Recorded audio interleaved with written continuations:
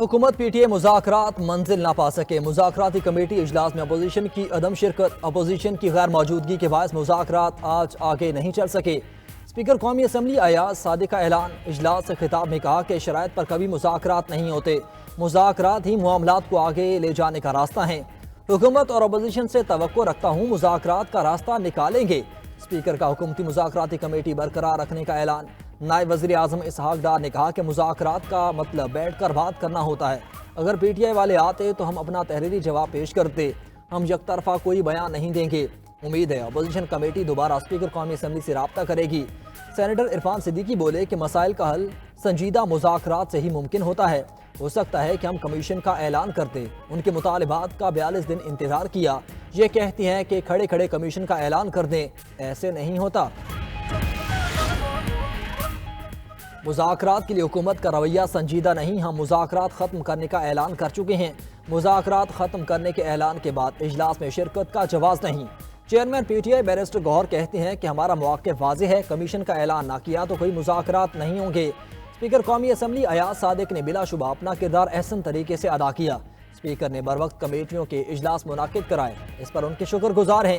شبلی فراز بولے کہ حکومت چاہتی ہے مذاکرات کامیاب نہ ہوں، تحریری مطالبات پر دن ضائع کیے گئے۔ اصل سوال یہ ہے کہ مذاکرات کے فیصلے کون کرے گا۔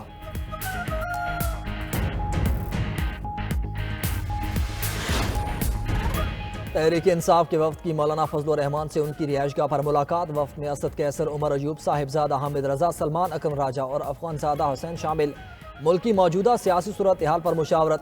ملاقات سے قبل اپوزیشن لیڈر عمر ایوب نے کہا کہ اپوزیشن جماعتوں کو اکٹھا کریں گے۔ سلمان اکرم راجہ نے کہا کہ بانی پی ٹی آئی کی ہدایت پر تمام اپوزیشن جماعتوں سے مل رہے ہیں، اپوزیشن جماعتوں کو ایک پلیٹ فارم پر اکٹھا کرنا چاہتے ہیں۔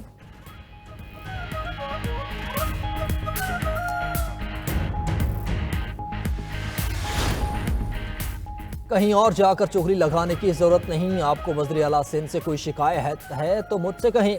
بلاول بھٹو زرداری کا کراچی میں تاجروں کے اعزاز میں تقریب سے خطاب۔ چیئرمین پیپلز پارٹی نے کہا کہ صوبے کی ذمہ داری پیپلز پارٹی کی ہے، کسی اور سے شکایت کرنے کی ضرورت نہیں۔ ہم دودھ کے دھلے ہوئے تو نہیں لیکن اچھے ہیں۔ آپ سے آج بھتہ نہیں مانگا جا رہا، نہ آپ کی زندگی کو کوئی خطرہ ہے۔ آج صنعتوں کو بند کر کے مزدوروں کو جلسوں میں نہیں لے کر جایا جا رہا۔ وزیر اعلیٰ سندھ مراد علی شاہ نے تقریب سے خطاب میں کہا کہ آپ لوگ مذاق کرتے ہیں، دوسرے سیریس لے لیتے ہیں۔ آپ مذاق کیا کریں لیکن ان کے ساتھ جو برداشت کر سکیں۔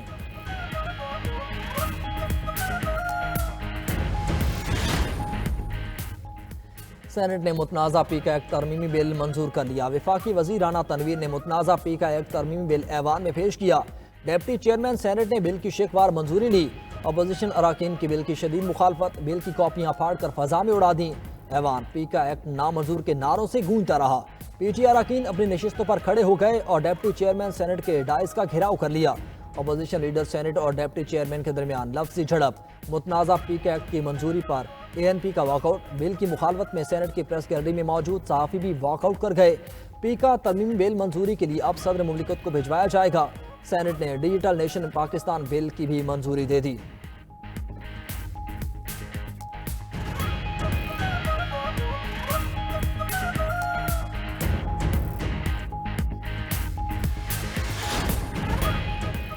پی کا ایک ترمیم بل کا مقصد مخصوص سیاسی جماعت کو ٹارگٹ بنانا ہے۔ یہ قانون برائے اصلاح نہیں، قانون برائے سزا ہے۔ حکومتی بینچز میں کسی نے اس بل کو پڑھا بھی نہیں ہوگا۔ سینٹ میں اپوزیشن لیڈر شبلی فراز کا ایوان میں اظہار خیال کہا، ایک ایک اینٹ ہماری نکالی جا رہی ہے، آپ اس کے سہولت کار ہیں۔ قانون لانے سے پہلے صحافیوں کے ساتھ کوئی مشورہ نہیں کیا گیا۔ اے این پی کے پارلیمانی لیڈر ایمل ولی خان بولے کہ پی کا ایکٹ کے ذریعے بولنے پر پابندی لگائی جا رہی ہے۔ پی کا ایکٹ ترمیم بل کو مسترد کرتے ہیں۔ سینیٹر کامران مرزا کی ڈیجیٹل نیشن پاکستان بل کی مخالفت۔ ایوان نے کہا یہ بل صوبوں کے امور میں مداخلت ہے۔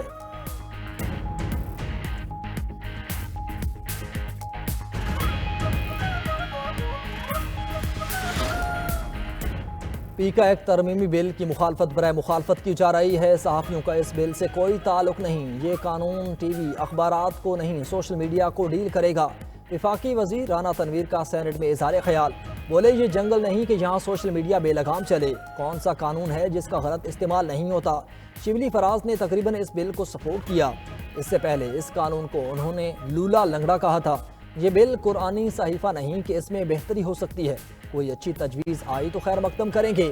وزیر قانون اعظم نذیر طاہر نے انسداد انسانی سمگلنگ سے متعلق 3 بلز ایوان میں پیش کیے، جنہیں متعلقہ قائمہ کمیٹی کے سپرد کر دیا گیا۔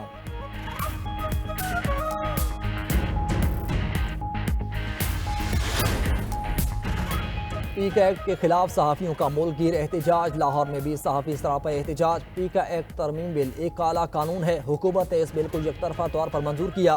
صدر سی پی این ای ارشاد احمد عارف کا خطاب، تحریک چلانے کا اعلان۔ Secretary general P F U J Rana Azeem نے کہا کہ صحافیوں کی آواز دبانے کی کوشش کی جا رہی ہے، اس کالے قانون کے خلاف ملک گیر احتجاج کریں گے، عدالت بھیجائیں گے۔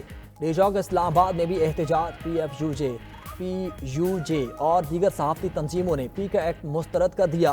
پیکا قانون کو ہتھیار کے طور پر استعمال کیا جا رہا ہے، حکومت پچھتائے گی، حکومت قانون پر دستخط ہونے سے روکے، صحافی رہنماؤں کا مطالبہ۔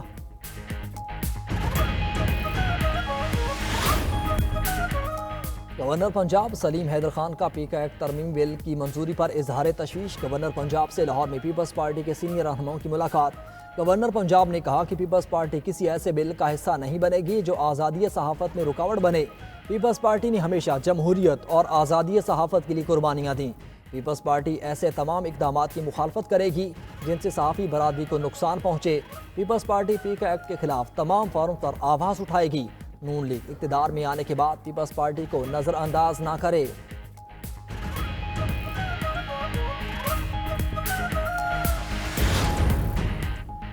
دولت مشترکہ ممالک کا مستقبل نوجوانوں پر منحصر ہے۔ دولت مشترکہ کے رکن ممالک کی 60% آبادی 30 سال سے کم عمر ہے۔ ہمیں نوجوانوں کی صلاحیتوں کو نکھارنا ہے۔ وزیر اعظم شہباز شریف کا دولت مشترکہ ایشیا یوتھ الائنس سمٹ سے خطاب، کہا پاکستان کی 70% آبادی 3 سال سے کم عمر ہے۔ دولت مشترکہ رکن ممالک کے درمیان بہترین شراکت داری کا پلیٹ فارم ہے۔ نوجوان پرامن اور خوشحال مستقبل کی ضمانت ہیں۔ ہمیں نوجوانوں کو جدید ٹیکنالوجی اور فنی تعلیم سے آراستہ کرنا ہے۔ ہمیشہ نوجوانوں کی ترقی اور بہبود پر توجہ دینی ہے۔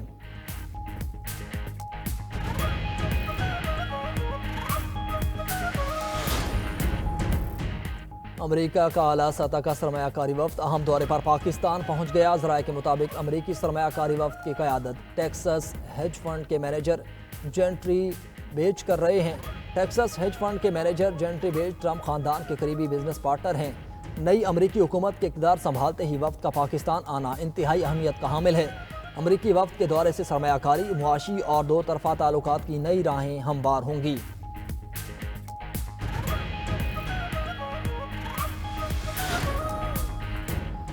ملکی معیشت درست سمت میں گامزن، تمام معاشی اشاریہ مثبت رجحان ظاہر کر رہے ہیں۔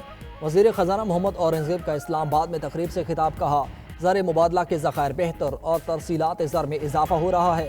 2023 کی نسبت 2024 میں معیشت مستحکم ہوئی۔ پائیدار معاشی استحکام کے حصول کا سفر جاری رہے گا۔ آئندہ مالی سال کے بجٹ کی تیاریاں شروع کر دی ہیں۔ پالیسی ریٹ میں کمی سے سرمایہ کاروں کا اعتماد مزید بڑھے گا۔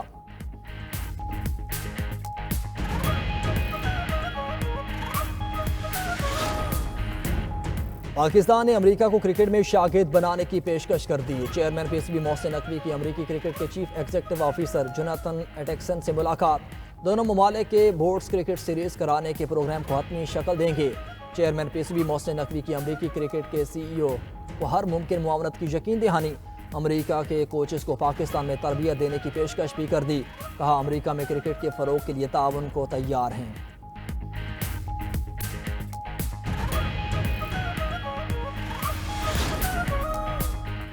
آئی سی سی چیمپئنز ٹرافی کے لیے ٹکٹس کی فروخت آج سے شروع۔ پہلے مرحلے میں آن لائن ٹکٹس کی فروخت کا آغاز دن 2 بجے سے ہوا۔ ٹکٹس کی قیمت 1000 سے 25,000 روپے تک مقرر۔ شائقین گروپ سٹیج اور دوسرے سیمی فائنل کے ٹکٹ خرید سکیں گے۔ دبئی میں شیڈیول بھارت کے میچز کے ٹکٹ کی فروخت بعد میں ہوگی۔ میگا ایونٹ کا آغاز 19 فروری سے پاکستان اور نیوزی لینڈ کے درمیان میچ سے ہوگا۔